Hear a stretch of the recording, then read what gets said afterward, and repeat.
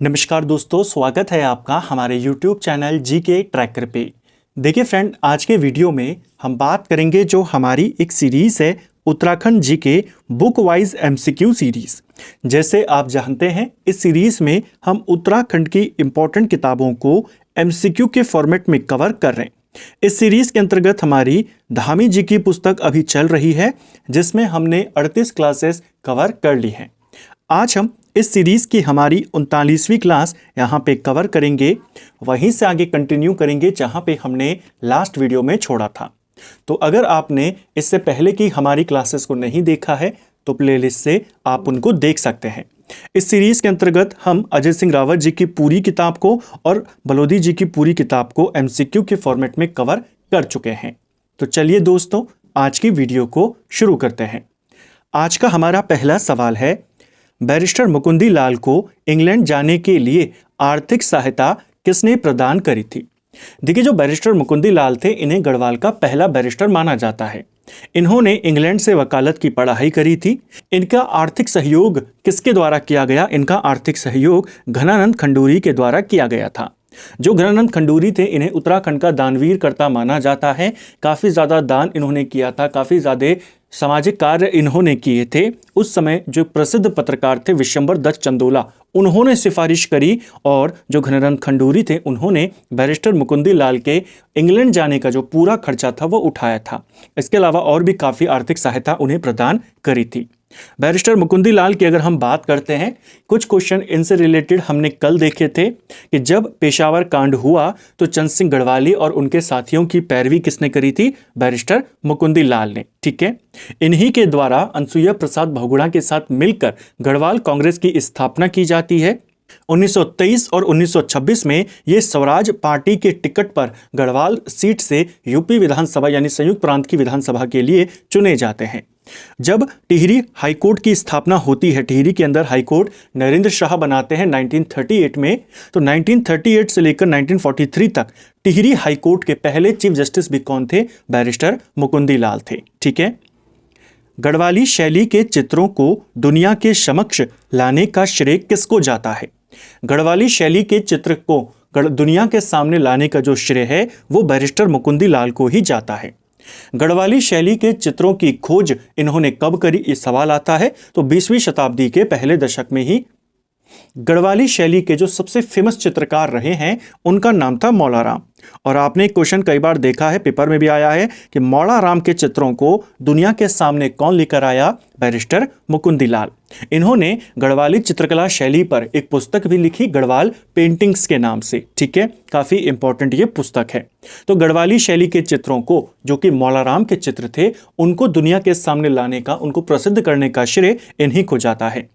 इनके भवन जो है वो कोटद्वार में स्थित है। इनके भवन को भारती भवन के नाम से भी जाना जाता है। सवाल बन सकता है, कोटद्वार स्थित इनमें से किसके भवन को भारती भवन कहते हैं? वो है बैरिस्टर मुकुंदी लाल। इनकी जो ये पुस्तक है, जिसमें के माध्यम से इन्होंने मौला राम के चित्रों को दुनिया के सामने रखा, गढ़वाल पेंटिंग्स, ये 1968-69 के दौरान आई थी। ठीक है, बैरिस्टर मुकुंदी लाल द्वारा तरुण कुमाऊं पत्रिका का संपादन वर्ष 1922 में कहां से किया गया था? बैरिस्टर मुकुंदी लाल ने एक पत्रिका भी शुरुआत करी थी तरुण कुमाऊं के नाम से। ठीक है, उस समय इटली के अंदर एक पत्र आता था यंग इटली के नाम से, तो उसी से प्रभावित होकर, उसी की तर्ज पर इन्होंने तरुण कुमाऊं पत्रिका निकाली। यह तरुण कुमाऊं पत्रिका इन्होंने 1922 में निकाली और ये आती थी लैंसीडॉन से। ऑप्शन बी सही आंसर हो जाएगा। ठीक है, अगला, ब्रिटिश कालीन कुमाऊं कमिश्नरी के स्वतंत्रता सेनानियों की पहली राजनीतिक गिरफ्तारी किसकी हुई थी? यानी स्वतंत्रता आंदोलन के दौरान जेल जाने वाले उत्तराखंड के पहले व्यक्ति कौन थे? इनका नाम है मोहन सिंह मेहता। ऑप्शन बी सही आंसर हो जाएगा। ये राज्य में जेल जाने वाले पहले स्वतंत्रता सेनानी थे। इन्हें 1921 में गिरफ्तार किया गया था। ठीक है, जो मोहन सिंह मेहता थे, बागेश्वर जनपद से इनका संबंध था। बागेश्वर जनपद यानी जो कत्यूर घाटी वाला इलाका है, वहां पर इन्होंने कुमाऊं परिषद की शाखा स्थापित करी थी 1921 में।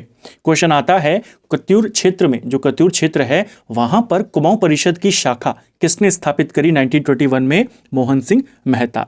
बाद में इन्होंने बेगार के खिलाफ आंदोलन भी किया। 1921 में ही इनको गिरफ्तार भी किया गया था। ठीक है, क्वेश्चन बन जाता है कि स्वतंत्रता संग्राम के दौरान गिरफ्तार होने वाले पहले व्यक्ति कौन है, तो वो है मोहन सिंह मेहता। यानी उत्तराखंड में पहली राजनीतिक गिरफ्तारी किसकी हुई थी? मोहन सिंह मेहता। अगर पूछेगा पहली महिला स्वतंत्रता सेनानी जो गिरफ्तार हुई उनका नाम क्या है, तो विष्णु देवी शाह। और वन आंदोलन ये भी उत्तराखंड में बहुत चले, तो वन आंदोलन के दौरान जेल जाने वाली पहली महिला है दुर्गा देवी। दोनों को आपने ध्यान रखना है, जेल जाने वाले पहले व्यक्ति, जेल जाने वाली पहली महिला और वन आंदोलन के दौरान जेल जाने वाली महिला दुर्गा देवी। ठीक है।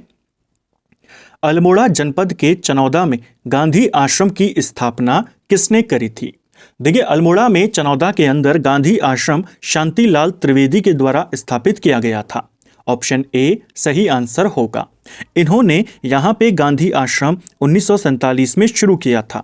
धीरे धीरे इनका ये जो आश्रम था ये काफ़ी ज़्यादा क्रांतिकारियों का केंद्र बन गया था, आंदोलन का केंद्र बिंदु बन गया था, जिस वजह से भारत छोड़ो आंदोलन के दौरान 1942 में अंग्रेज़ों ने इस आश्रम को बंद करवा दिया था। ठीक है, काफ़ी इंपॉर्टेंट है ये सवाल, कई बार आता है। इसकी स्थापना किसने करी, कहाँ पर करी और कब करी, इसे कब बंद करवाया गया? शांतिलाल त्रिवेदी की अगर हम बात करते हैं, इनका जन्म 1905 में गुजरात में हुआ था। गांधी जी के काफ़ी प्रिय शिष्य थे और गांधी जी इनको एक विशेष उपनाम से पुकारते थे, लंबे खत वाला। किसको कहा जाता था? शांतिलाल त्रिवेदी को कहा जाता था। ठीक है। हम अंग्रेज़ों को कहते हैं भारत छोड़ो, आप हमसे कहते हैं हिमालय छोड़ो। हिमालय हमारा है, हम इसे क्यों छोड़े? यह कथन किसका है? यह जो स्टेटमेंट है, यह स्टेटमेंट शांतिलाल त्रिवेदी का ही है। बेसिकली अंग्रेजों ने गांधी आश्रम को बंद करवाया और इनको कुमाऊं छोड़ने के लिए कहा गया, और जब इनसे कुमाऊं को या अल्मोड़ा को छोड़ने के लिए कहा गया तब इन्होंने ये स्टेटमेंट दिया था कि हिमालय हमारा है और हम इसे क्यों छोड़ें। ठीक है, ठीक भारत छोड़ो आंदोलन के दौरान की घटना है। ऐसे कथन जो फेमस कथन है, स्टेटमेंट से पूछ लिए जाते हैं। अगला, पर्वत पुत्र के नाम से किसे जाना जाता है? इनमें से कौन है जो पर्वत पुत्र के नाम से जाने जाते हैं? इनका नाम है हेमवती नंदन बहुगुणा। ऑप्शन सी सही आंसर होगा। हेमवती नंदन बहुगुणा का जन्म 1919 में पौड़ी में इनका जन्म होता है। इन्हें गढ़वाल का चंदन भी कहा जाता है, ध्यान रखना। 1973 से लेकर 1975 तक ये यूपी के मुख्यमंत्री रहे थे और बतौर मुख्यमंत्री इन्होंने उत्तराखंड का जो इलाका था, यानी उत्तर प्रदेश का जो पहाड़ी इलाका था, उसके लिए पर्वतीय विकास मंत्रालय का गठन किया था। सवाल आता है कि उत्तराखंड क्षेत्र के लिए, यानी जो यहाँ का पिछड़ा इलाका या पहाड़ी इलाका था, इसके लिए पर्वतीय विकास मंत्रालय किसने बनाया? किस यूपी सीएम ने बनाया? हेमवती नंदन बहुगुणा। ठीक है। उत्तराखंड के विकास के लिए किसने पर्वतीय विकास मंत्रालय का गठन किया? तो जब मुख्यमंत्री थे हेमवती नंदन बहुगुणा, इन्होंने किया था। ठीक है। इनको पर्वत पुत्र के नाम से, धरती पुत्र के नाम से या हेमपुत्र के नाम से जाना जाता है। ठीक है। अगला, निम्न में से उत्तराखंड के किस स्वतंत्रता सेनानी ने चौधरी चरण सिंह के साथ मिलकर दलित मजदूर किसान पार्टी का गठन किया था? तो इनमें से किसके द्वारा, जो उस समय प्रसिद्ध नेता थे चौधरी चरण सिंह, उनके साथ मिलकर एक अलग दल बनाया गया, एक अलग पार्टी बनाई, दलित मजदूर किसान पार्टी। ये बनाई थी हेमवती नंदन बहुगुणा ने। ऑप्शन बी सही आंसर हो जाएगा। 1984 में इन्होंने इस पार्टी का गठन किया था। 1984 में हेमवती नंदन बहुगुणा प्रयागराज से चुनाव लड़े थे, लेकिन अमिताभ बच्चन से चुनाव हार गए थे। तो 1984 में इनको लोकसभा चुनाव में किसके द्वारा हराया गया, ये भी आपने ध्यान रखना है। इनकी एक फेमस पुस्तक है जो पूछी जा सकती है, इंडियन नाइज हम या इंडियन नाइज होम। ये पुस्तक किसकी है? इन्हीं की पुस्तक है। ठीक है। यूपी के जो मुख्यमंत्री रहे हैं जिनका नाम है चंद्रभानु गुप्त। चंद्रभानु गुप्त ने हेमवती नंदन बहुगुणा को नटवर लाल कहा था। ये भी ध्यान रखेंगे, नटवर लाल के नाम से किसे जाना गया या किसने इनको कहा, तो वो थे चंद्रभानु गुप्त थे। ठीक है। इसके अलावा इनके उपनामों को हमने ऊपर देखा, इन्हें गढ़वाल का चंदन, धरती पुत्र, हेमपुत्र, कांग्रेस का चाणक्य भी कहा जाता था, आधुनिक चाणक्य भी इनको कहा जाता था। ठीक है। ये देश के वित्त मंत्री भी रहे थे। 1979 में ये देश के वित्त मंत्री भी बने थे। ठीक है। अगला, वर्ष 1970 में कम्युनिस्ट पार्टी के महासचिव पीसी जोशी द्वारा पृथक राज्य निर्माण हेतु किस संगठन का गठन किया गया? कम्युनिस्ट पार्टी के जो महासचिव थे, महासचिव को कम्युनिस्ट पार्टी में आमतौर पे कामरेड कहा जाता है, तो कामरेड पीसी जोशी ने अलग राज्य बनाने के लिए एक संगठन बनाया जिसका नाम था कुमाऊं राष्ट्रीय मोर्चा।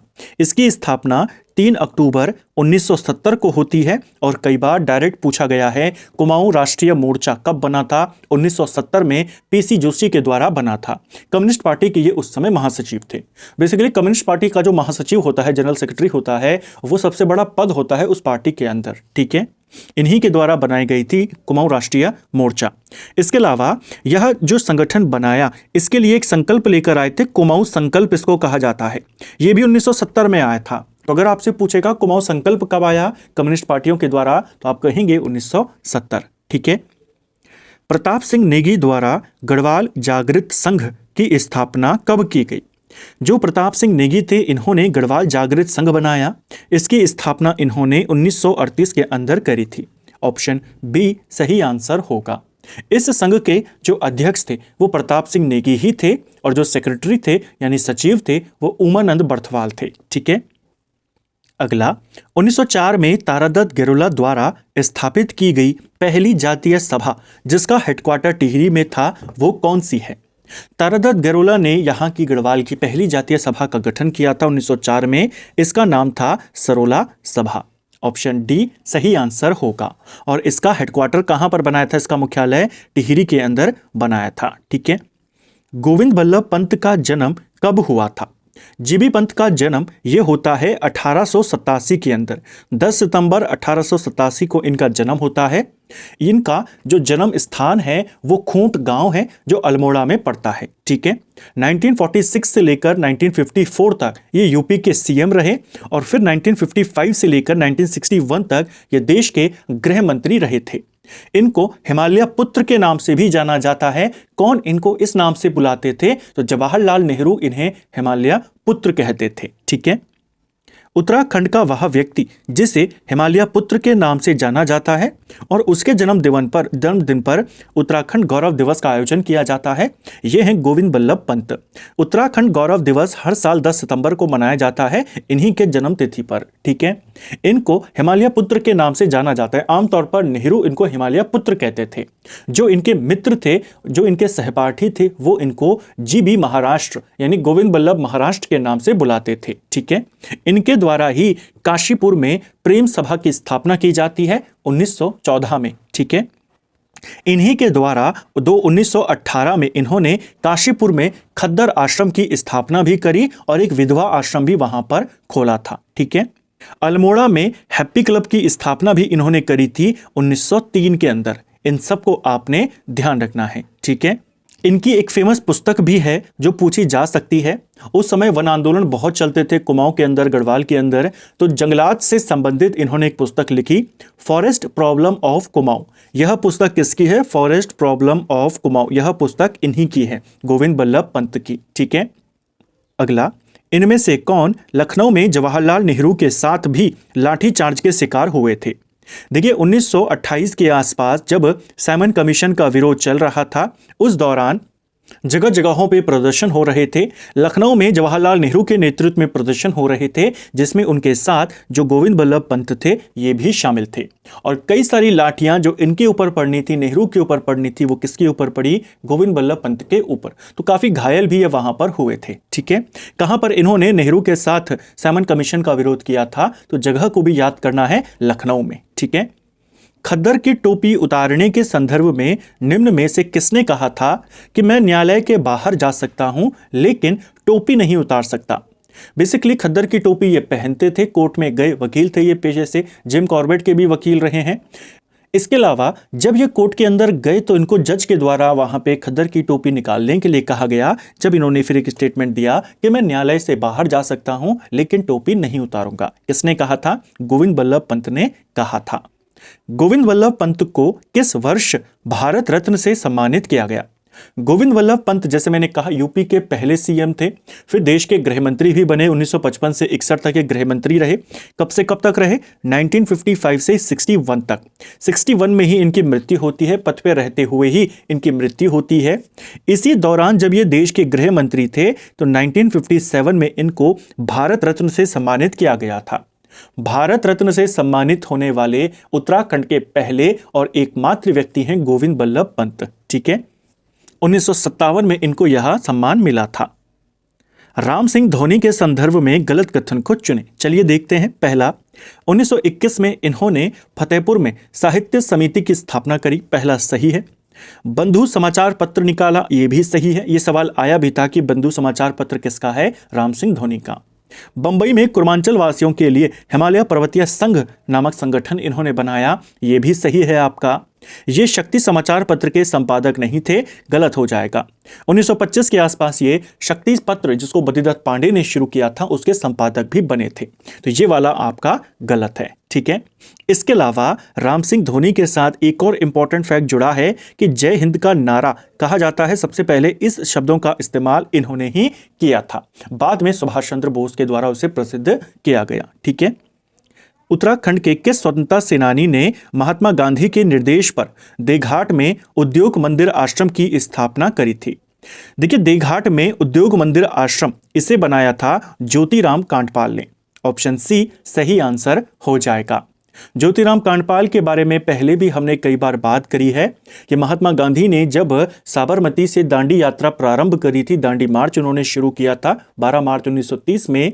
उनके साथ 78 उनके अनुयायी थे, जिसमें से 3 अनुयायी उत्तराखंड से भी थे। उनमें से एक थे ज्योतिराम कांडपाल, अन्य 2 में भैरवध्वज जोशी और खड़क बहादुर सिंह शामिल थे, ठीक है। ज्योतिराम कांडपाल की बात करें, ये गांधी जी से काफी ज्यादा प्रभावित थे। गांधी जी के निर्देश पर ही इन्होंने अल्मोड़ा के देघाट में उद्योग मंदिर आश्रम की स्थापना भी करी, जिसे अंग्रेजों ने बाद में 1932 के आसपास बंद करवा दिया था, ठीक है।